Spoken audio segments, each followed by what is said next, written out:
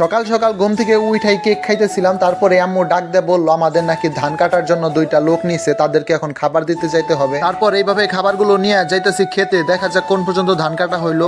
আর আমাদের মতো কিন্তু কম বেশি সবাই এখন ধান কাটে। তারপর খেতে এসে দেখলাম যে অর্ধেকের বেশি ধান কাটা হয়ে গেছে, আর আমাদের মতো কিন্তু আশেপাশে প্রায় সবাই ধান কাটতেছে। এবং কি রোদের কারণে বেশিক্ষণ দাঁড়িয়ে থাকতে পারলাম না, তাই চলে যেতেছি খামারে, দেখা যাক খামারের কি অবস্থা।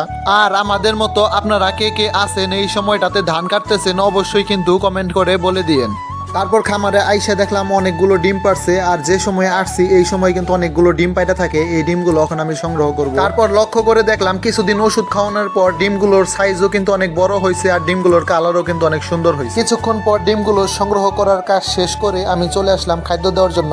খাদ্য না দিলে তো আর মুরগি ডিম পারবে না, তাই আমি এখন খাদ্য দিতে থাকি। সে পর্যন্ত আপনারা লাইক কমেন্ট করে দিন। আল্লাহ হাফেজ।